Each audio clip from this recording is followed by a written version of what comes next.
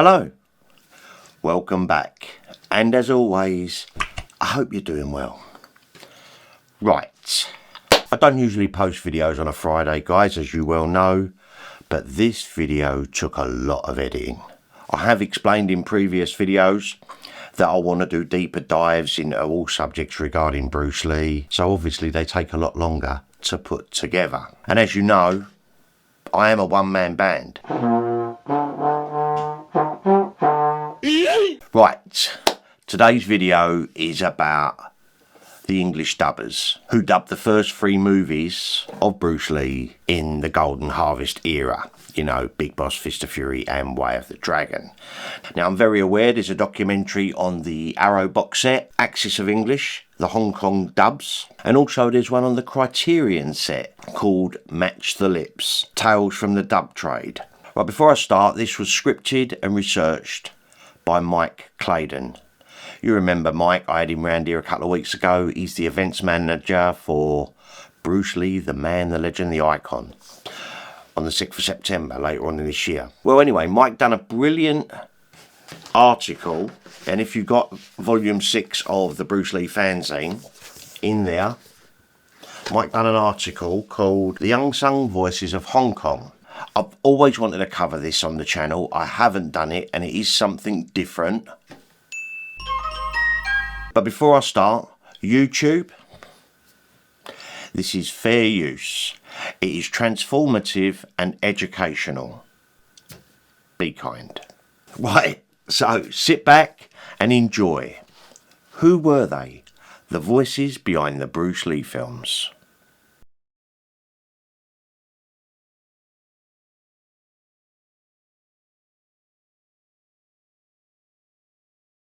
When Brucelee's films were dubbed into English for the overseas market, they were dubbed at Golden Harvest by Axis International, a dubbing studio led by Hong Kong broadcaster and Brucelee interviewer Ted Thomas. Most of the dubbing team were made up of Canadians, English and Americans, who worked by day in Hong Kong as journalists, teachers and broadcasters. At the weekends they moonlighted for extra cash, dubbing Chinese motion pictures and some Japanese films too. The voice actors were told to use a transatlantic accent that fell somewhere between American and English accents, as the distributors felt audiences would understand and accept these dubs more. I don't believe it.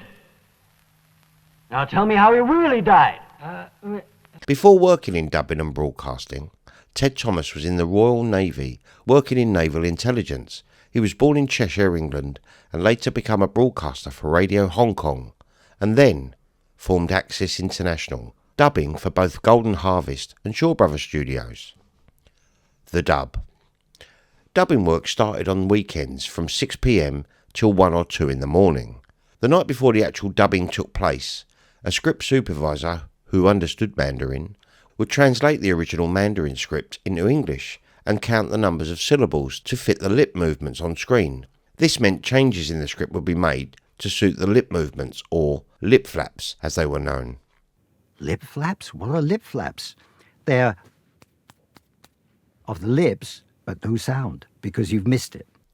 The film would be cut into 30-second loops, and whoever was supposed to dub the character featured in that particular loop would then dub the reel. The finished dub would then be edited together for the complete vocal soundtrack. The sound effects would then be added by the Foley artist later on. In some cases, the English-speaking dubbers might add some various shouts, grunts and groans to the soundtrack, such as in The Big Boss, where none of Bruce's famous war cries are heard, apart from the hybrid dub made in the 80s that used Bruce's war cries from his other films. The Big Boss, 1971. Bruce's first film underwent 2 dubs. The first Hong Kong Axis dub was rejected by the American distributor National General Pictures. Indeed, it has been said that Bruce Lee himself didn't like the first dub either, and that is why Lee probably became more involved in the dubbing of his other Golden Harvest films. However, this rare export dub has now been restored and included on the Arrow box set. I think I've had about enough of you. If you really want to have a fight, then I'll oblige. Ted Thomas often claimed that he did Bruce Lee's dubbing, including that of Chen Chao-an in The Big Boss. This is not true. Although Ted did indeed dub a few characters in the first export dub, no one has ever really identified who dubbed Bruce Lee's character. Linda Masson, who was at the time married to Ted Thomas, was the voice of Maria Yi, who played the character of Chow Mei in the film. Oh, I can't. I'm scared. Scared? Think about it. 5 people disappeared already. Now, Chang, where is he? A second dub was commissioned by National General, and this one was done by an American studio called Copri International Studios that often dubbed kids' cartoons, hence the line, "Stop meddling." Don't you understand what I'm trying to say? Stop meddling. Otherwise, you're gonna be sorry. Is similar to one featured in Scooby-Doo, Those Meddling Kids. And it would have been mine if it hadn't been for those meddling kids. Paul Brown was the voice of Chen Chao-an, I know what he's thinking. Only thing is, why judge me yet? and Catherine Bobby Byers was the voice of Maria Yi. I know that, but they're so upset and worried about showing up, Eddie. Oh. This is the dub that's most widely heard internationally. Fist of Fury, 1972. Access International were employed by Golden Harvest to do the dubbing, and Bruce himself chose actor and broadcaster Michael Kay to dub the voice of Chen Zhen, Whenever you're ready, I'll take on any Japanese here. rather than use the first choice, Barry Hay. Michael Kay was born in England and raised in the East End of London. He had a background in theatre work, and this experience probably helped him in getting his greatest and most recognised role. Michael Kay described dubbing Bruce Lee's character as the hardest job I ever done, as Bruce acted as a secondary voice director. The first problem was the fact that Bruce Lee decided to direct the dub himself. And stood behind him and demanded more passion and concentration in his performance. In fact, on the full English dub, Michael can be heard dubbing a few Bruce Lee war cries in a couple of brief scenes. Notably, just before Chen Zhen kills, he demands to know why his teacher was murdered. Why did you kill my teacher? Why? And another small sequence occurred when Chen kicks one of the rival school students into the garden pond. All of the other scenes are, of course, the original war cries as dubbed by Bruce Lee.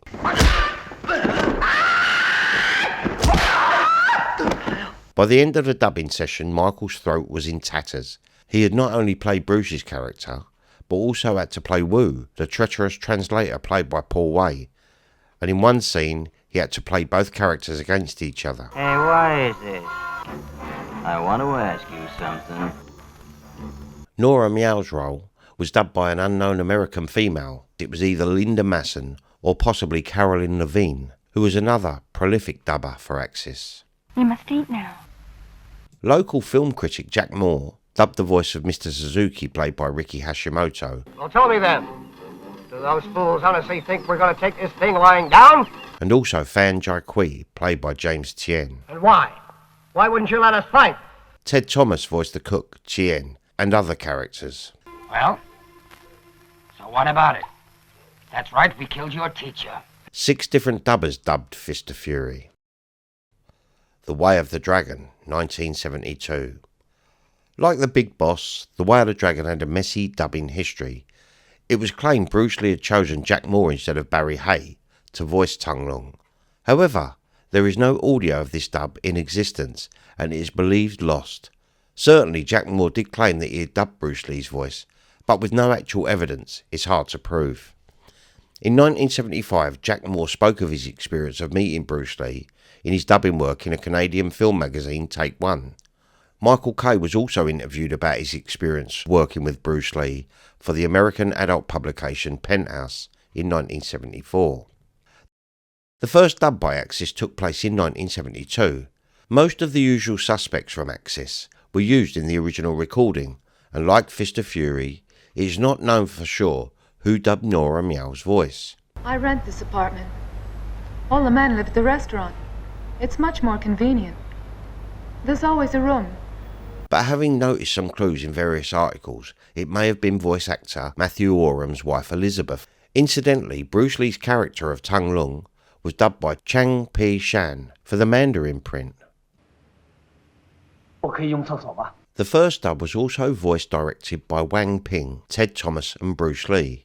This was because in the Mandarin dub some English is heard, and as most Brucelee fans know, that Brucelee voiced the black guy in the Chinese spare rib scene.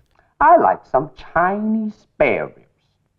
And a line of the gang boss, be careful with the gun in public. All right, take him out, but be careful with a gun in public. So to clarify, Axis and Wang Ping's group worked together for the dub of the Mandarin print.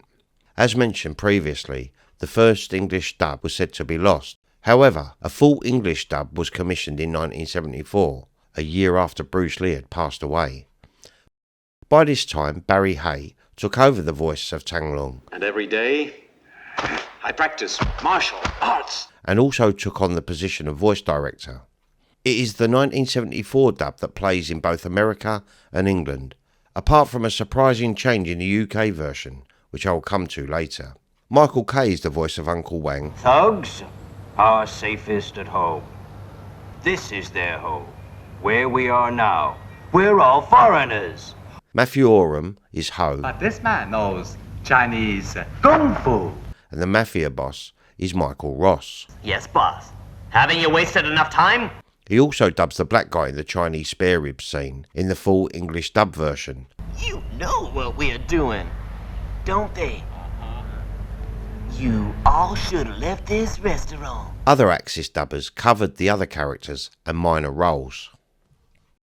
If you watch the American release of The Way of the Dragon, known in the USA as A Return of the Dragon, not only were some of the comedy scenes cut from the original release, but you don't hear any of Bruce Lee's war cries. Not one.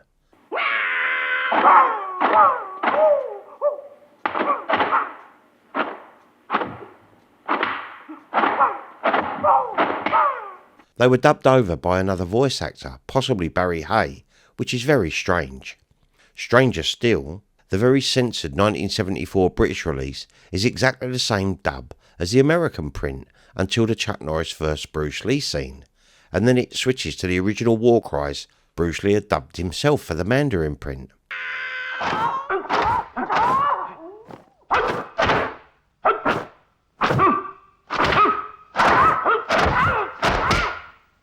The comedy scenes also remain intact, unlike the American print.